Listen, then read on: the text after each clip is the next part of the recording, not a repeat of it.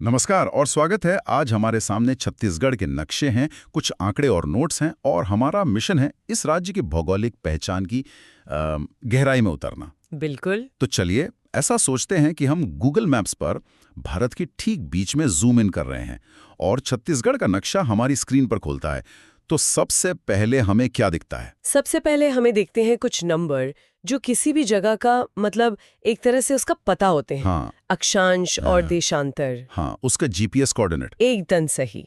तो इन दस्तावेजों में जो आंकड़े हैं वो बताते हैं कि छत्तीसगढ़ 17 डिग्री 46 मिनट उत्तरी अक्षांश से लेकर 24 डिग्री 5 मिनट उत्तरी अक्षांश तक फैला हुआ है। ठीक है। और अगर हम पूर्व से पश्चिम की तरफ देखें तो इसका विस्तार है 80 डिग्री 15 मिनट से 84 डिग्री 24 मिनट पूर्वी देशांतर के बीच। ये नंबर सुनने में थोड़े तकनीकी लगते हैं, लेकिन असल में ये कहानी की शुरुआत है। इसका मतलब क्या है? भारत के नक्शे पर ये हमें कहाँ रखता है? इसका मतलब बहुत गहरा है। ये आंकड़े छत्तीसगढ़ को भारत के लगभग दिल में मध्य पूर्वी हिस्से में रखते हैं। और सबसे महत्वपूर्ण बात, ये पूरी तरह से प्रायद्वीपीय पठार पर है। अच्छा। इसका मतलब है कि इसकी कोई भी सीमा समुद्र को नहीं छूती। ये एक भूआवेष्टित यानी पूरी तरह से जमीन से घिरा हुआ, या जिसे हम लैंड लॉक्ड कहते हैं, वो राज्य है। लैंडलॉक्ड। और किसी राज्य का लैंडलॉक्ड होना उसकी अर्थव्यवस्था और व्यापार के लिए तो बहुत बड़ी बात होती होगी, क्योंकि इसके पास बंदरगाह नहीं होते। बिल्कुल। अपनी कनेक्टिविटी के लिए वो पूरी तरह से अपने पड़ोसी राज्यों पर निर्भर रहता है। अच्छा, तो ये तो ही इसकी लोकेशन। बिल्कुल। और इन दस्तावेजों में इसके आकार का भी जिक्र है। हाँ। उत्तर में बलरामपुर से लेकर दक्षिण में सुकमा तक ये लंबाई है लगभग 700 किलोमीटर। हाँ, काफी लंबा है। और पश्चिम में बीजापुर से पूर्व में जशपुर तक चौड़ाई करीब 435 किलोमीटर। मतलब ये काफी बड़ा इलाका है। बहुत बड़ा। और यही विस्तार इसे एक जबरदस्त भौगोलिक विविधता भी देता है।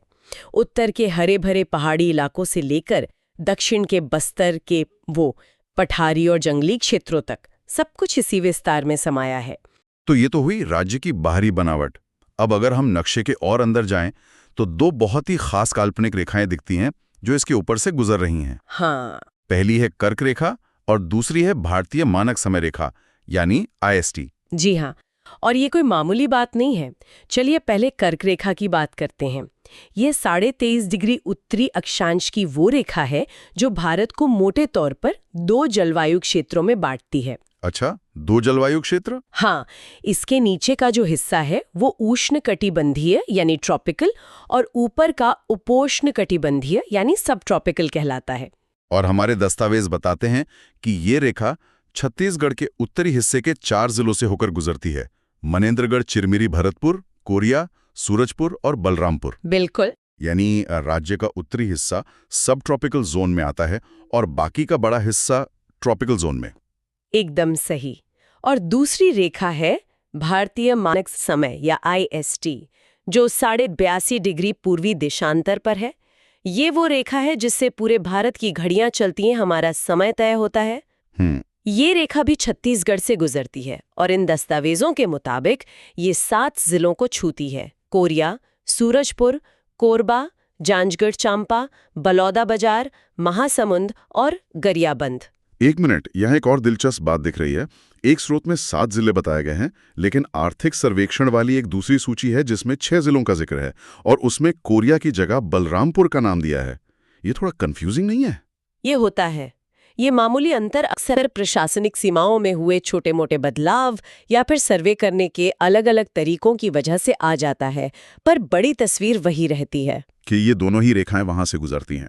हाँ, कि भारत को समय और मौसम में बांटने वाली ये दोनों महत्वपूर्ण रेखाएं छत्तीसगढ़ के उत्तरी भाग से गुजरती है। रुकिए, क्या मैं ये सही पढ़ रहा हूँ? इन आंकड़ों के अनुसार कर्क रेखा और IST रेखा ये दोनों एक दूसरे को काटती हैं, और वो भी छत्तीसगढ़ में। जी हाँ। ये तो एक असाधारण भौगोलिक संयोग है। बिल्कुल। और यही बात छत्तीसगढ़ को पूरे भारत में एक बहुत ही अनूठा स्थान देती है। एक जगह पर बताया गया है कि ये दोनों रेखाएं सूरजपुर जिले में एक दूसरे को काटती हैं। और एक दूसरा स्रोत भी है। हाँ, जबकि एक और स्रोत कोरिया जिले की सोनहत तहसील का जिक्र करता है। जगह जो भी हो, पर यह सच है कि भारत के समय और मौसम का चौराहा वो छत्तीसगढ़ में ही है। मतलब अगर कोई उस सही जगह पर खड़ा हो जाए तो वो सचमुच कह सकता है कि मैं भारत के समय और जलवायु के चौराहे पर खड़ा हूं। कह सकता है। ये सिर्फ एक रोचक तथ्य नहीं बल्कि ये राज्य की केंद्रीय स्थिति को भी दिखाता है। बिल्कुल, ये राज्य की जो रणनीतिक स्थिति है उसको रेखांकित करता है। अगर लैंडलॉक्ड राज्य है तो सवाल यह है कि इसके पड़ोसी कौन-कौन हैं और कितने हैं। छत्तीसगढ़ 7 राज्यों से घिरा हुआ है, जो कि काफी ज्यादा है। 7? हाँ, 7। अगर हम घड़ी की सुई की तरह चलें तो उत्तर में है उत्तर प्रदेश, फिर उत्तर पूर्व में झारखंड, पूर्व में पूरा का पूरा ओडिशा, दक्षिण में आंध्र प्रदेश का एक छोटा सा कोना छूता है, दक्षिण पश्चिम में तेलंगाना, पश्चिम में महाराष्ट्र और उत्तर पश्चिम में मध्य प्रदेश। 7 पड़ोसी। ये तो अपने आप में एक बहुत जटिल स्थिति बनाता होगा। और सीमाओं की लंबाई में भी मैंने देखा जमीन आसमान का फर्क है। हाँ, बहुत ज्यादा। एक तरफ ओडिशा के साथ 830 किलोमीटर लंबी सीमा है, तो दूसरी तरफ आंध्र प्रदेश के साथ सिर्फ 38 किलोमीटर। इतना बड़ा अंतर क्यों? ये एक बहुत अच्छा सवाल है। इसका मतलब सिर्फ ये नहीं है कि एक सीमा लंबी है और एक छोटी। इसका बहुत गहरा असर होता है। कैसा असर? उड़ीसा के साथ इतनी लंबी सीमा का मतलब है कि दोनों राज्यों के बीच व्यापार, संस्कृति, भाषा और लोगों की आवाजाही बहुत ज्यादा है।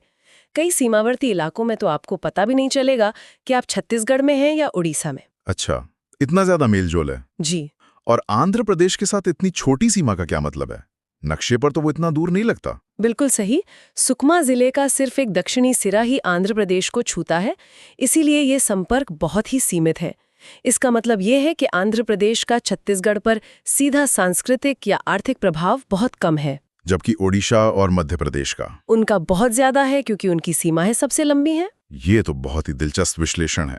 मतलब सीमा की लंबाई सीधे सीधे दो राज्यों के रिश्ते की गहराई को दिखाती है। हाँ, एक तरह से। और इन दस्तावेजों में एक और आंकड़ा है। क्षेत्रफल के हिसाब से छत्तीसगढ़ का सबसे बड़ा पड़ोसी मध्य प्रदेश है और सबसे छोटा झारखंड। जी, और ये भी महत्वपूर्ण है, मध्य प्रदेश से ही अलग होकर छत्तीसगढ़ बना है, तो जाहिर है कि सबसे ज्यादा जमीन, संस्कृति और इतिहास उसी के साथ साझा होता है। तो अब जरा और अंदर चलते हैं। कौन से जिले किन राज्यों को छूते हैं? क्या कुछ जिले ऐसे भी हैं जो एक से ज्यादा राज्यों की सीमा पर हैं? हाँ, और यहीं पर राज्य की रणनीतिक स्थिति और भी साफ हो जाती है। हमारे पास ऐसे 2 जिले हैं जो 3-3 राज्यों के संगम पर हैं। 3 राज्यों के संगम पर? हाँ, जिन्हें हम ट्राई जंक्शन कह सकते हैं।